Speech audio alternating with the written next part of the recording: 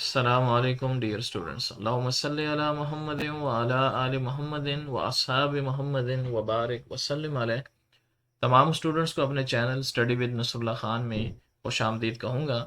Auditing के हमारे सवालात जारी हैं और इस सिलसिले में आज हम सवाल नंबर 10 कवर करेंगे, जो है what is difference between internal audit and external audit. A very important question from the exam point of view, और अक्सर आप 5 ईयर में इस सवाल को पाएंगे। तो बगैर कुछ देर की हम सवाल को शुरू करते हैं। तो मैं आपके सामने इसको रीड करता जाऊं और जो अहम पॉइंट्स हैं इस सवाल के मैं आपको इंशाल्लाह साथ साथ बताता जाऊंगा। तो थोड़ा सा हम इंट्रोडक्शन कर लेते हैं कि internal audit is the audit which is conducted by the companies on staff. यानी कि इंटरनल ऑडिट एक इस तरह का ऑडिट है कि ये एक्सटर्नल पार्टीज जो है इसको परफॉर्म नहीं करती, बल्कि कंपनी का अपना ही स्टाफ इसको परफॉर्म करेगा, specially appointed for such purpose, जिसको आपने इस ही मकसद के लिए अपॉइंट किया है कि वो आपका इंटरनल ऑडिट करे। Where an external audit is conducted at the end of the financial year, जबकि एक्सटर्नल ऑडिट जो है आपका बिल्कुल आप ये कह लें कि थर्ड पार्टी ऑडिट होता है to fulfil the legal requirements. और चूंकि हर जॉइंट स्टॉक कंपनी को लीगली रिक्वायर्ड होता है कि उसने अपना ऑडिट करवाना है, तो that is why external audit is compulsory by law.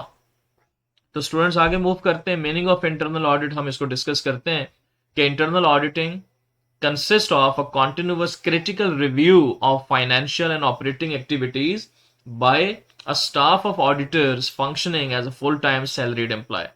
कि जो इंटरनल ऑडिट है यकीनन ये कॉन्टिन्यूस ऑडिट है। मेरी इसकी वीडियोस मेरे चैनल पे पड़ी हुई हैं, जो ऑडिट की टाइप्स हैं, like continuous audit, interim audit and final audit. तो आप उसमें भी डिटेल में ये पॉइंट डिस्कस देख सकते हैं।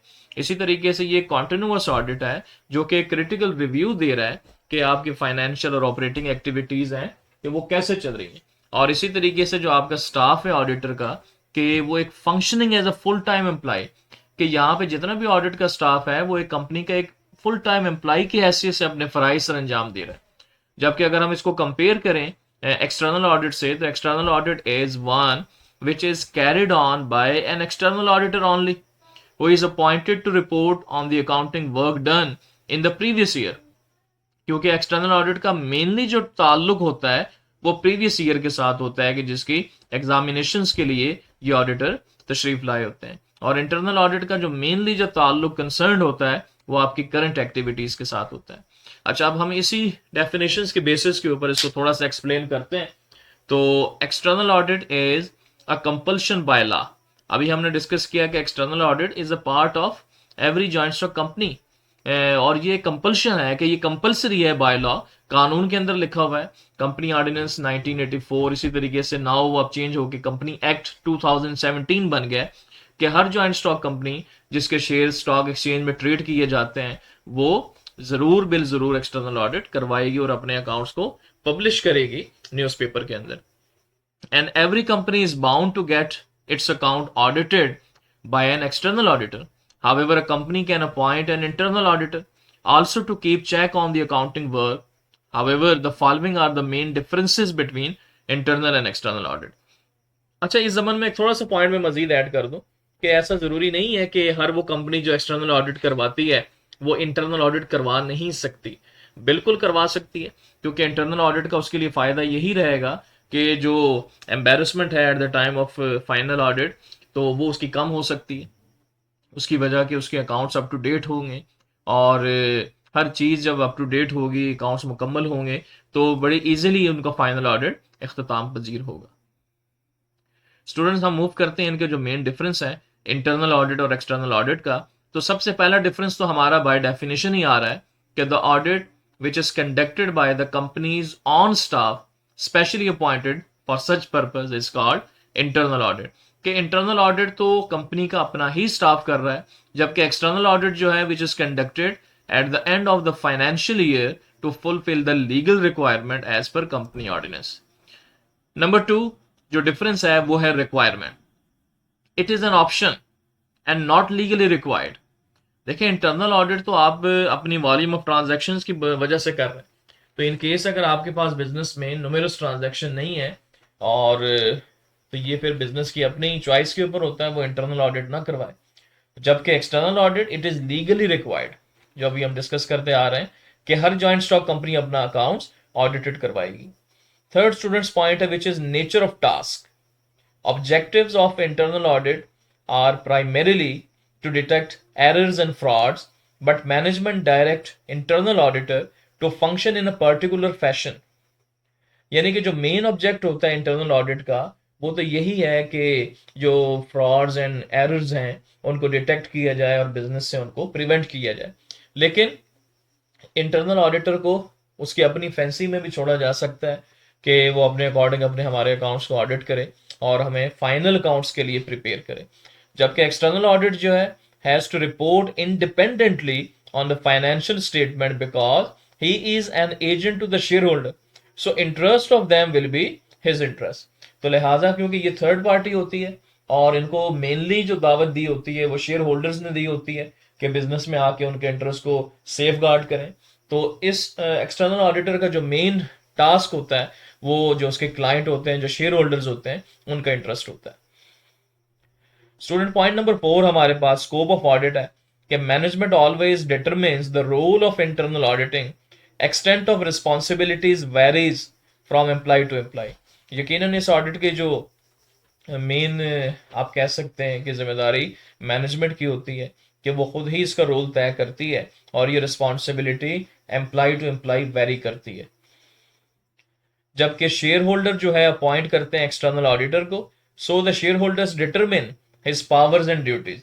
और यहाँ मैं थोड़ा सा ये अर्ज करता चलूं कि ऑलमोस्ट जो ऑडिटर है इसकी राइट्स एंड ड्यूटीज जो हैं वो लेट डाउन है कंपनी ऑर्डिनेंस के अंदर। Point number 5, legal entity internal auditor जो है is the part of the entity, यानी कि इंटरनल ऑडिटर चूंकि फुल टाइम सैलरीड एम्प्लॉई है आपके इदारे का, तो ही is considered the part of the entity. जबकि external auditor has a separate entity apart from business. यूं समझ लें कि एक्सटर्नल ऑडिटर बिजनेस का चूंकि हिस्सा नहीं होता, वो पार्ट टाइम एम्प्लॉय भी नहीं होता, ना वो फुल टाइम सैलरीड एम्प्लॉय है, सिर्फ वो अपनी एक लीगल फीस जो है वसूल करता है जो ऑडिट फी कहलाती है। तो लिहाजा एक्सटर्नल ऑडिटर जो है एक सेपरेट एंटिटी रखता है apart from the business. Point number 6 student यह है reporting. Internal auditor is not appointed to report as a necessary part of his duties.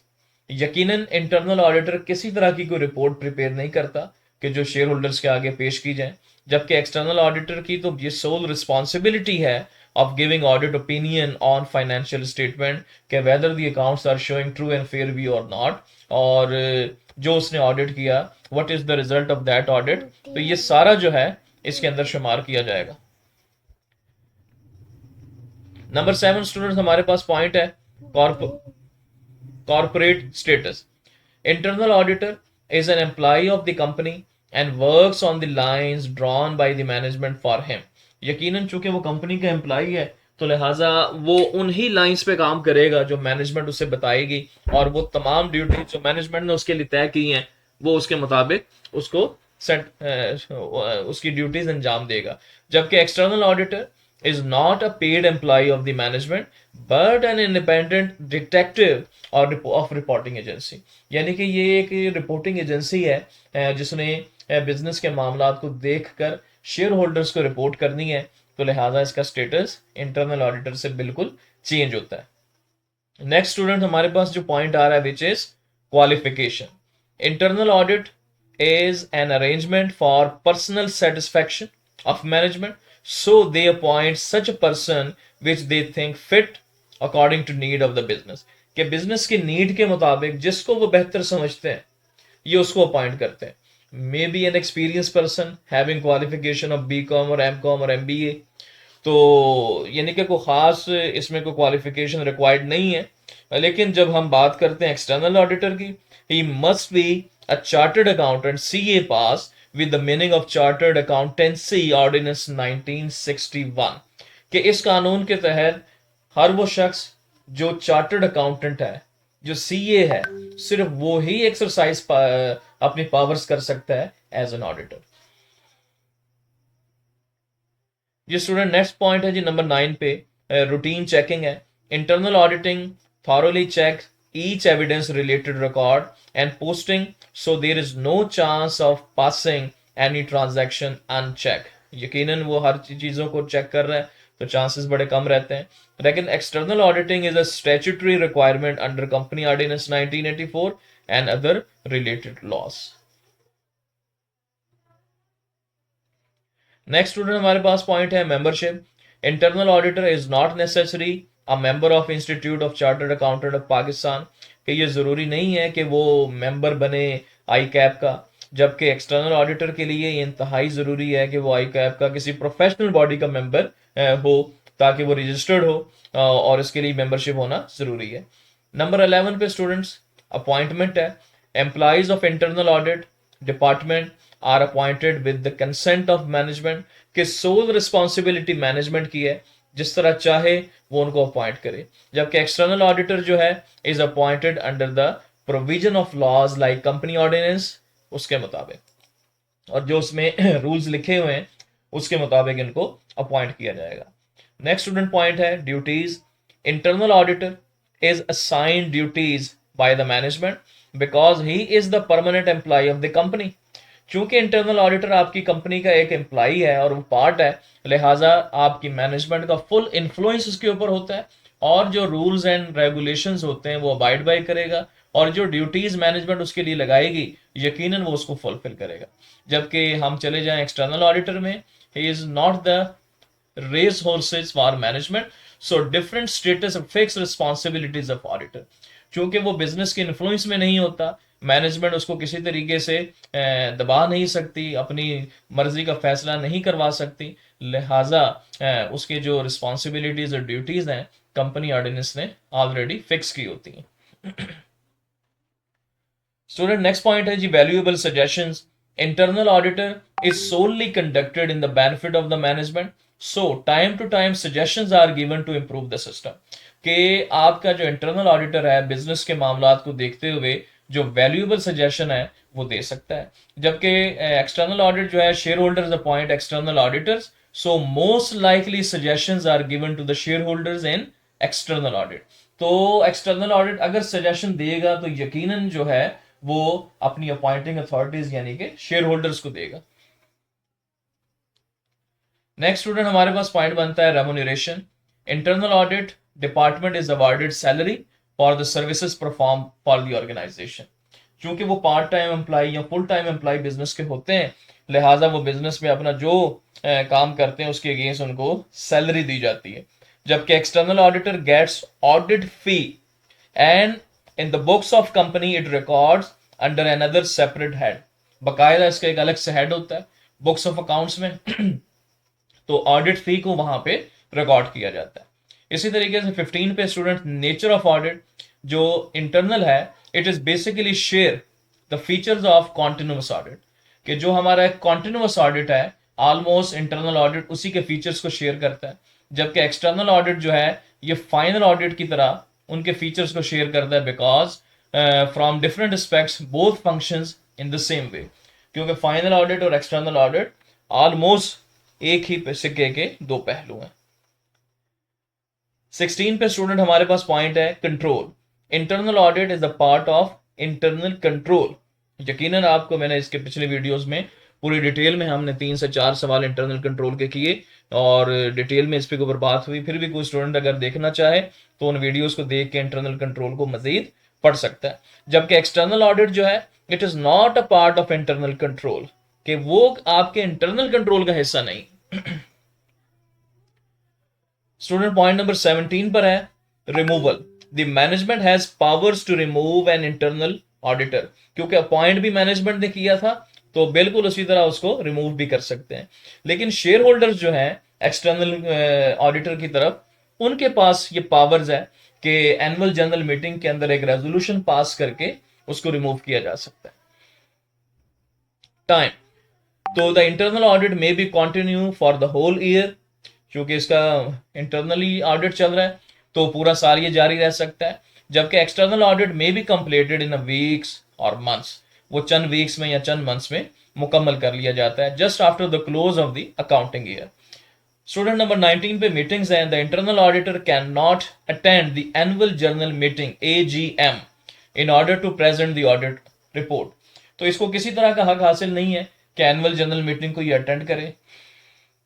जबकि अगर हम बात करते हैं एक्सटर्नल ऑडिटर की, तो बेसिकली ये उसकी आप राइट्स भी कह सकते हैं कि बिजनेस की तमाम किस्म की जो कारकर्दगी है शेयर होल्डर्स के सामने पढ़कर एनुअल जनरल मीटिंग में ये ऑडिटर, एक्सटर्नल ऑडिटर ने ही सुनानी होती है। पॉइंट नंबर 20 और लास्ट पॉइंट है स्टूडेंट कि कोर्ट है कि the internal auditor can not be called by court of law in any legal proceeding, कि कोई भी अगर लीगल प्रोसीडिंग हो जाती है तो आप इंटरनल ऑडिटर को कोर्ट नहीं बुला सकती। जबकि एक्सटर्नल ऑडिटर, अभी हमने ऊपर पढ़ा कि सेपरेट लीगल एंटिटी रखता है, तो ही may be called by court of law in any legal proceeding, तो इसको कोर्ट ऑफ लॉ बुला सकती है। कंक्लूजन स्टूडेंट हम करेंगे कि summing up, the internal audit refers to an appraisal action established within an entity as a service to the entity, while the external audit has sole responsibility for the audit opinion expressed and for determining the management is doing its work properly। तो student कोशिश की कि बड़ा अहम सवाल paper point of view से internal and external audit, इसके difference को आज हमने कवर किया। तो उम्मीद करता हूँ आपको वीडियो समझ भी आई होगी। फिर भी किसी स्टूडेंट का कोई भी प्रॉब्लम, कोई रिजर्वेशन, कुछ सवाल, जरूर मुझे मैसेज करें, इंशाल्लाह उसको एड्रेस करूंगा। अगर आप मेरे चैनल पे नए हैं तो स्टडी विद नसरुल्लाह खान जरूर मेरे चैनल को सब्सक्राइब करें, अपने दोस्तों के साथ शेयर करें, ताकि इस तरह की मजीद कीमती वीडियोस आप तक मिलती रहें। अगली वीडियोस तक के लिए मुझे इजाजत दें। अल्लाह हाफिज।